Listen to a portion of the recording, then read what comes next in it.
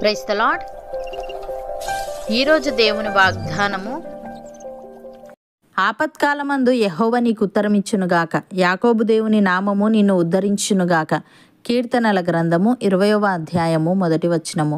సహోదరి సహోదరులారా, ఈ వాక్యం చాలా శక్తివంతమైనది. ఇది ఒక ప్రార్థన లేదా ఒకరు మరొకరి కోసం దేవుని ఆశీర్వాదం మరియు సహాయం కోరుతూ చేసే విజ్ఞప్తి. ఈ వాక్యాన్ని 2 ప్రధాన భాగాలుగా చూడవచ్చు. 1, ఆపత్కాలమందు యెహోవా నీకు ఉత్తరమిచ్చునుగాక. 2, యాకోబు దేవుని నామము నిన్ను ఉద్ధరించునుగాక.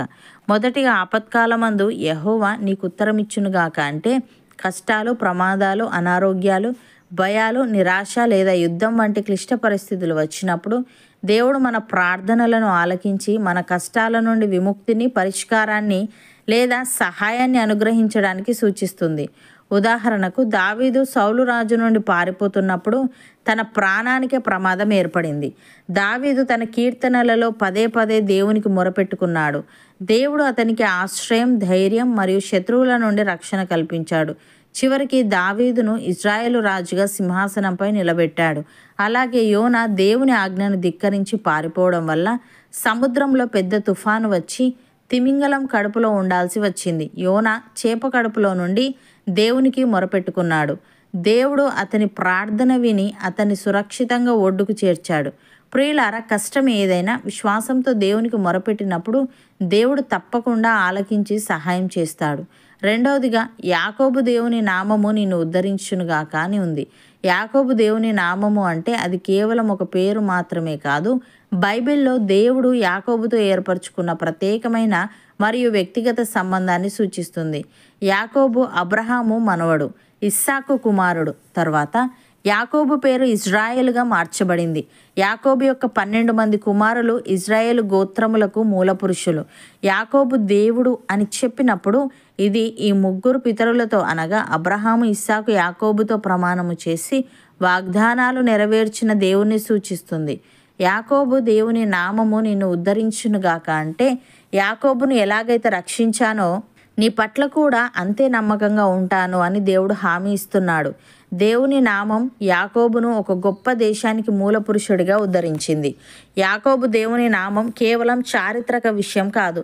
అది నేటికి తన ప్రజలను శోధనల నుండి, ప్రమాదాల నుండి మరియు నిరాశ నుండి రక్షించి వారిని ఉన్నతమైన స్థానంలో నిలబెట్టగల శక్తి. భక్తుడు ఈ విధంగా అంటున్నాడు: యెహోవా, భూరాజులందరూ నీవు సెలవిచ్చిన మాటలు విని నీకు కృతజ్ఞతాస్తుతులు చెల్లించెదరు. యెహోవా మహాప్రభావము గలవాడని వారు యెహోవా మార్గములను గూర్చి గానము చేసెదరు. యెహోవా మహోన్నతుడైనను ఆయన దీనులను లక్ష్యపెట్టును. ఆయన దూరము నుండి గర్విష్ఠులను బాగుగా ఎరుగును. నేను ఆపదలలో చిక్కుబడి ఉన్నను, నీవు నన్ను బ్రతికించెదవు. నా శత్రువుల కోపము నుండి నన్ను రక్షించుటకై నీవు నీ చేయి చాపెదవు. నీ కుడి చేయి నన్ను రక్షించును. యెహోవా నా పక్షమున కార్యము సఫలము చేయును. యెహోవా నీ కృప నిరంతరముండును. నీ చేతి కార్యములను విడిచిపెట్టకము అని. సహోదరి సహోదరులారా, యెహోవా తన జనుల గాయము కట్టి వారి దెబ్బను బాగు చేయు దినమున చంద్రుని వెన్నెల సూర్యుని ప్రకాశము వలె ఉండును. సూర్యుని ప్రకాశము 7 దినముల వెలుగు ఒక దినమున ప్రకాశించినట్లుండును. ఇదిగో, కోపంతో మండుచు దట్టముగా లేచు పొగతో కూడినదై యెహోవా నామము దూరము నుండి వచ్చుచున్నది. ఆయన పెదవులు ఉగ్రతతో నిండి ఉన్నవి. ఆయన నాలుక దహించు అగ్ని వలె ఉన్నది. ఆయన ఊపిరి కుతికల లోతు వచ్చు ప్రవాహమైన నది వలె ఉన్నది. వ్యర్థమైన వాటిని చెదరగొట్టు జల్లెడతో అది జనములను గాలించును. త్రోవ తప్పించు కళ్ళెము జనుల దవడలలో ఉండును. రాత్రి యందు పండుగనాచరించినట్లుగా మీరు సంగీతము పాడుదురు.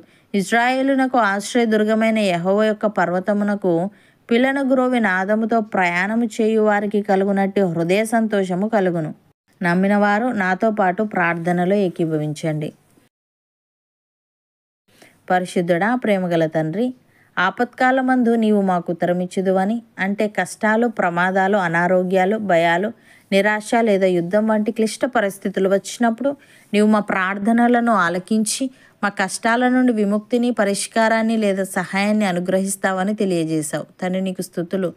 దేవా, దావీదు పదే పదే నీకు మొరపెట్టుకొని నీ నుండి ఆశ్రయం, ధైర్యం, విజయం పొందుకున్నట్లుగా మేము కూడా మా కష్ట సమయాల్లో నీకు మొరపెట్టుకునే వారంగా ఉండుటకు సహాయము దయచేయమని, అలాగే యాకోబు దేవుని నామము నిన్ను ఉద్ధరించునుగాక అంటే అది కేవలం ఒక పేరు మాత్రమే కాదు, కానీ యాకోబును ఎలాగైతే రక్షించావో అలాగే మా పట్ల కూడా అంతే నమ్మకంగా ఉంటావని, నేటికి నీ ప్రజలను శోధనల నుండి, ప్రమాదాల నుండి మరియు నిరాశ నుండి రక్షించి ఉన్నతమైన స్థానంలో నిలబెడతావని తెలియజేశావు.